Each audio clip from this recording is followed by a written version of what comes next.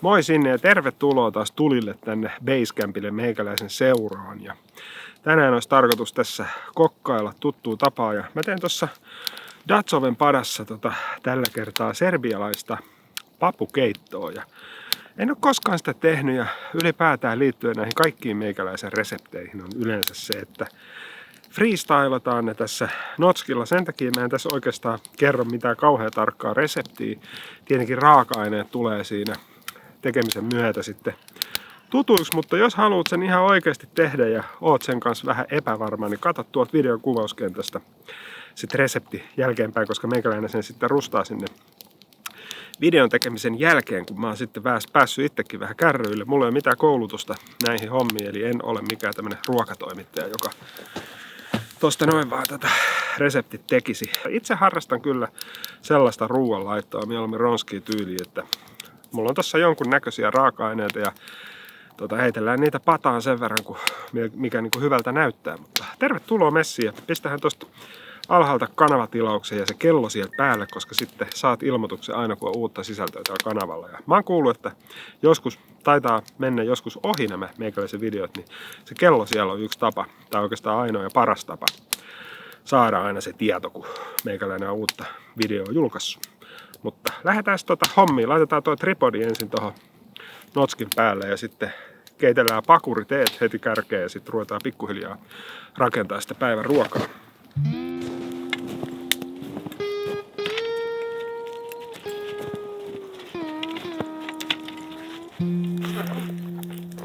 Ja meikäläisen kylmälaukku ei ole kauhean bushcraft, mutta tässä on semmonen ongelma tässä Basecampilla se, että mulla on käynyt joskus, että mä jätän tähän jotain ruokatarvikkeita ja lähden vähäksi aikaa jonnekin, niin harakat tulee ja syö meikäläisen eväät. Niin on hyvä keino siihen.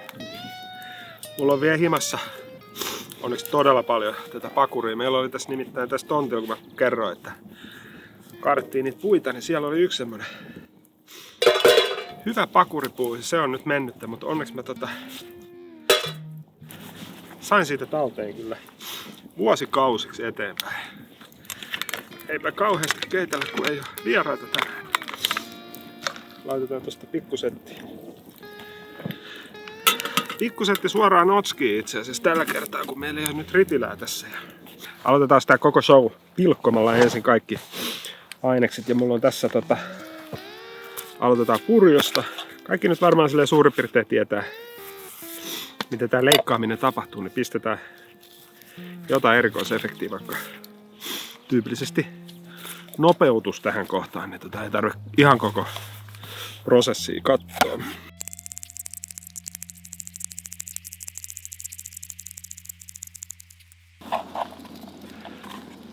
Sitten seuraavaksi otetaan aika super oleellinen juttu tähän reseptiin. Ja se on paprika. Mulla on tällaista vihreät suippopaprikaa, mutta tietenkin, niin kuin kaikessa muussakin, niin oman maun mukaan ja sen mukaan, mitä kaupasta löytyy. Eli ei, musta sitä ei koskaan ruoanlaittoa kannata silleen miettiä, että se olisi aina 100% niin kuin reseptien noudattamista, koska musta ruoanlaito pitää olla sellaista tähän luovaakin. Että tavallaan tehdään just niistä tavallaan raaka-aineista, mitä on saatavilla, ja sitten ei missään tapauksessa niin tehdä niin, että jätetään kotiin jääkaappiin niin pilaantumaan ruokia ja sitten samaan aikaan käydään kaupasta hakemaan jotain toisenlaista, vaan kyllä mä yritän aina se on ehkä tullut niin esille ennenkin, mutta retkilläkin esimerkiksi, niin mä yritän aina miettiä silleen, että ettei jäisi niitä sellaisia puolikkaita pusseja. Ja, kun mä kuitenkin aika paljon varsinkin talviretkillä teen tavallista ruokaa, niin et hyödyntäisi niitä samoja. Et jos on niinku, vaikka tuorejuustoa haluaa aamulla leivän päälle, niin sitten tekee jonkun pastan, mihin käyttää sen tuorejuustoa edellisenä iltana. Ja, et vähän miettii niitä sapuskoja silleen, että ne sopii. Tai käytetään niinku osittain samoja raaka-aineita. Ja voit periaatteessa suoraan pataankin näitä pilkkoa, mutta mä haluan laittaa ehkä just sipulin ja tommosen niinku ensimmäisenä sinne. Ja sit vasta näitä tämmösiä pehmeämpiä raaka-aineita viimetteeksi, niin sen takia pilkon näyttäisi tällä tavalla. Otetaan vielä kolmaskin paprika. Mä luulen, että tää on kans sellaista, mikä sit aika pieneksi menee siellä. Plus ehkä yksi tämmönen värikäs paprika on ihan kiva siellä. Fiilistä kohentamassa. Mä heitän ne tohon maahan, mutta mä tietenkin siivoon ne sit myöhemmin. Koko ajan katselen mun pakurivettä, se alkaa nimittäin vähän höyryä tossa, niin otetaan kohta sitä vähän pienemmälle tosta. Se saa sinänsä kuitenkin hautua tossa. Pakurit eihän niinku, se ei oo mitään hätäisen ihmisen juomaa siinä mielessä, että se ei niinku sitä haudutellaan. Mä otan sen tohon sivuun vähäksi aikaa, niin se saa siinä lämmössä olla. Ja jatketaan tätä pilkkomista. Mitä te olette mieltä semmosesta asiasta? Mä en nyt muista kuka se järjesti, mutta joka tapauksessa mä muistan, että se järjestetään Nuuksiossa tuo Haltia luontokeskuksen liepeille. Niin siellä on ensi kesänä jotkut eräkokkauksen SM-kisat ja erilaisia sarjoja. Ja sitten ilmeisesti ne oli myöskin joukkuekilpailuja ja sitten, no eihän mulla ole mitään joukkueet, mutta mä vähän mietin, että pitäisikö läpällä osallistua sinne kisaamaan, mutta en ole vielä päättänyt. Siellä on nyt voi ja sipuli. Sitten mulla on tässä seuraavana silputtua pekonia. Ne voi oikeastaan tässä alkuvaiheessa jo heittää tonne pataan. Sitten meillä on tässä chorizo-makkaraa ja olisi niin kuin varmaan sopinut tyyliin paremmin esimerkiksi Krakovan makkara, mutta ei sattunut löytyä kaupasta, eli ostin sitten chorizoa, mutta kuitenkin semmoinen mausteinen makkara, niin varmaan mikä tahansa käy. Ja mä poistan näistä tämän kuoren, vaikka tää on kuitenkin tässä tapauksessa ihan syötävää, mutta ihan sen takia, että mä en halua oikeastaan sitä, että niin silleen pysyisi kasassa tämä makkaran palanen. Mä haluan, että se vähän silleen liukenee ja luovuttaa sitä niin makua, mausteisuutta, paprikaa tonne meidän keittoon. Niin sen takia kuorin nää tästä. Ja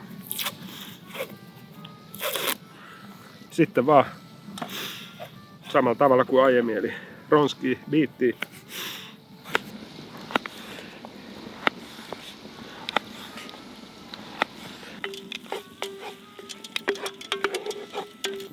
Sitten kun sipuli ja nää pekoni ja toi chorizo on vähän tonne pehmennyt, niin voi heittää nämä aiemmin pilkotut asiat perään. Eli sinne paprikat ja paprikat ja mikä toi on? Purjo.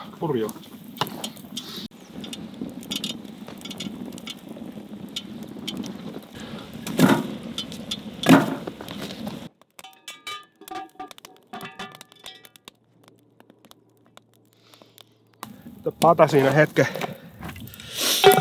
hetken saanut porista ja katsotaan vähän miltä näyttää. Oikein hyvältä näyttää. Ihan mahtavalta näyttää ja tuoksuu erityisesti. Ja sittenhän tää on keitto, niin tää kaipaisi varmaan jotain nesteitä. Niin tää koko ideakin, tähän koko reseptiin lähti tuosta pavuista, koska meillä oli kotona papuja, jotka oli menossa vanhaksi. Mä ajattelin, että mitähän mä niistä tekisin. Niin Mulla on 3 erilaista papua tässä, ihan vaan siitä syystä, että niitä sattuu olemaan, mutta sitä ennen laitetaan paseerattua tomaattia, joka siis saa olla tässä toimittamassa ikään kuin nesteen virkaa. 1 kasvisliemikuutio. Sitten mulla on tässä purkki mustapapuja. Sitten on papusekoitus. Tääkin on suolaliemessä, eli kannattaa näitä mausteet vähän miettiä sitten tuossa loppuvaiheessa vasta. Ja sitten on kidneypapuja suolaliemessä. Ja sekoitetaan. Tässä vaiheessa tänne voi lisätä vettä, jos tuntuu siltä. Ja kyllä musta ehkä vähän tuntuukin, koska mä haluaisin nimenomaan tehdä tästä niin kuin enemmän keiton, mutta saa nyt nähdä. Pari erilaista yrttiä. Mulla on rosmariini ja timjamia, mutta sit oikeastaan tyyliin sopisi kyllä meirami ehkä parhaiten, mutta ei sattunut olemaan kaapissa, niin en sen takia laita.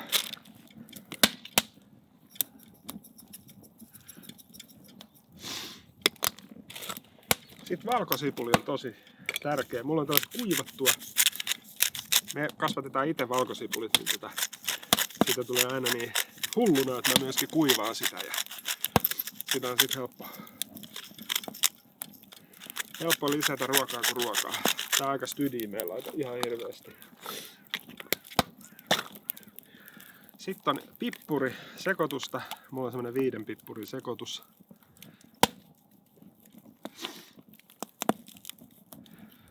Noin. Sitten paprika, smoke paprikaa tällä kertaa. Tää on tosi tärkeä, mutta toisaalta toi soritsokin luovuttaa sitä paprikaa tähän keittoon, mutta kyllä tähän ehdottomasti myös kuuluu paprikajauheja. Mä laitoin itse tämmöstä savupaprikaa. Suola laitetaan sitten lopuksi vasta, kun päästään kunnolla maistaa tätä. Sekoitetaan, laitetaan kansi päälle ja annetaan hautua ehkä sellainen puoli tuntia. Ja tarkistetaan vielä lopuksi sitten suola ja myöskin veden määrää, että sitä ehkä tänne vielä vähän lisätään. Seuraavaksi juodaan kupillinen pakuriteetä.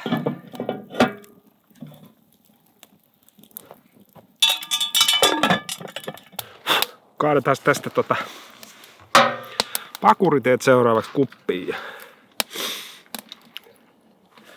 Mulla on kuten tyyliin kuuluu, niin tommonen katajatupsu tossa kaaton okassa, niin se estää vähän noita partikkeleita tulemasta kuppiin asti, niin ei se ole enimmäkseen ulkonäköseikka kuitenkin. Mulla on aika usein leivottu tähän näihin Basecamp-videoihin joku sellainen, että mulla on jotain niinku asiaa, mutta tällä kertaa ei mun nyt silleen ole sen kummempaa asiaa. Ehkä semmonen, että mä oon kauheasti miettinyt näitä videoiden julkaisupäiviä, kun tuntuu, että se on jotenkin, se on niin herran hallussa ja algoritmin hallussa, miten nämä videot lähtee oikein vetää.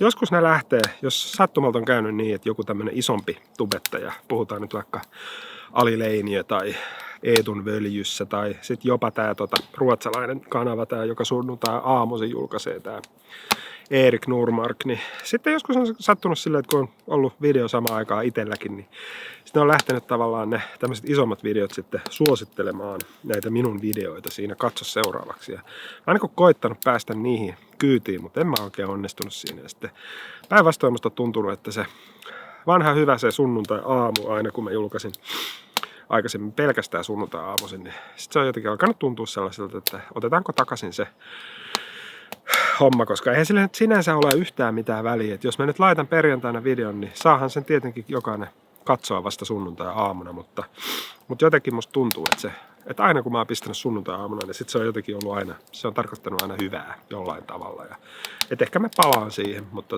älkää ihmetelkö, että jos joskus tulee. Ja jos mulla sattuu olemaan julkaisun jonossa joku sellainen tietty video, mistä sitten ihan samantyyppisestä aiheesta joku iso kanava julkaisee, niin sitten saatan pamauttaa sen siihen. Ihan vaan sen takia, että algoritmi tarttuisi siihen video ja sitten lähtisi suosittelemaan tämän isomman videon katsojille. Silleen, että jos siellä on kymmeniä tuhansia katseluita jollain isolla kanavalla, niin sitten sieltä saattaa pieniä murusia tipahdella meikäläisenkin lautaselle. Niin se on se syy, miksi joskus tulee vähän poikkeuksellisia kelloaikoihin. Mutta kyllä lähtökohtaisesti niin voisin ottaa takaisin sen tavan julkaista sunnuntai-aamuna, koska se on jotenkin silleen itsellekin kiva. Mä itsekin katon silloin tosi paljon YouTubea ja sitten ihan data kertoo sen, että niin tekin katsotte, niin kuin minun katsojien ehdottomasti sellainen vilkkain päivä on ollut se sunnuntai. Mutta ehkä palataan siihen. Maistetaan suola.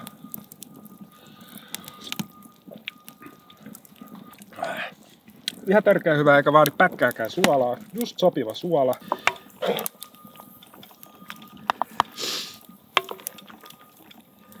Oi herra jumala, kun näyttää kyllä hyvältä.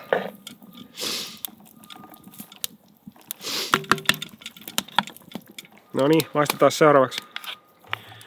Miltä tämä maistuu ja mikähän ei estä aateloimasta tätä koko komeutta lusikallisella smetanaa. Eli mä ainakin aion käyttää sen option tässä hyväkseni. Noin. Ei muuta kuin ääntä kohti.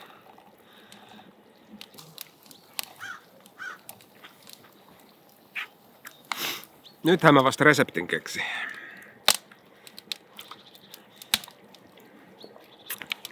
On muuten aika hyvä.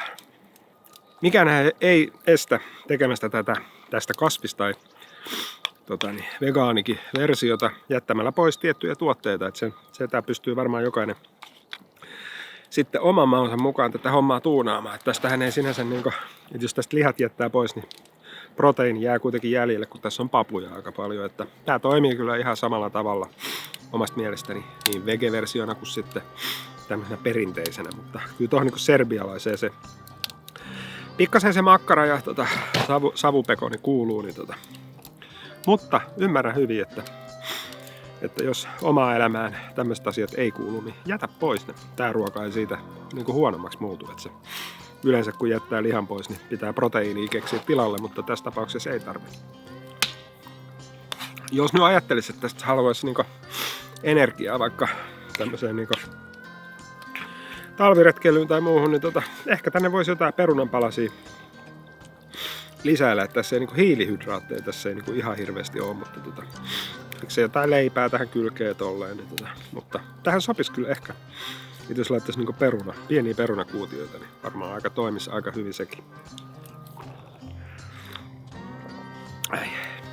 Täytyy kyllä sanoa, että oli niin törkeä hyvää ruokaa, että otin ihan siis, myönnän, että otin santsi-annoksen, koska erittäin hyvä, mutta tietenkin miten tää muunnetaan retki evääksi sitten, että nyt kun on kyse tällaisesta nuotiokokkauksesta omalla kotipihalla, niin se on tietenkin eri asia, mutta mä en usko, että tuossa on mitään ongelmaa tehdä tuo trangialla silleen, että pilkkoo kaikki valmiiksi, miettii nämä määrät etukäteen.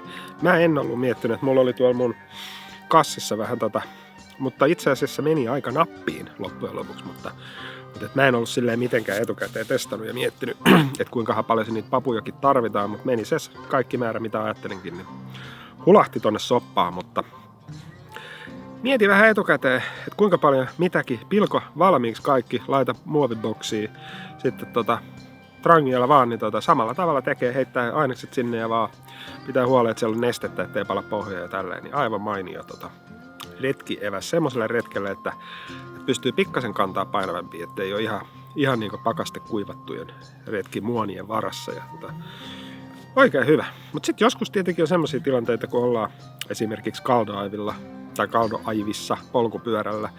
Kaikki pitää kantaa ja ylämäessä jokainen peruna tuntuu siellä pyörälaukuissa, että on niitä retkiruokia sit syötävä, niin se on sitten tilanne toinen. Mutta siitä tosiaan, kuten tiedättekin, niin meikäläisellä on alekoodi teille, eli -10% noista Tactical Foodpackin retkiruuista. Ja tosiaan se alennuskoodi on kanotti 10 ja sillä sen 10% saa, kun tilaa sen sieltä linkistä, minkä mä aina laitan jokaisen videon kuvauskenttään, niin sinne kannattaa niitä mennä katselemaan. Ja on siellä vähän muitakin linkkejä, mutta ei tässä oikeastaan muuta. Tän reseptin pistän myöskin sinne videon kuvauskenttään, jos kiinnostaa testailla, niin ei muuta kuin rohkeasti vaan kauha käteen ja kokkailemaan. Ja ei muuta kuin sinne seuraavaan videoon ja moikka!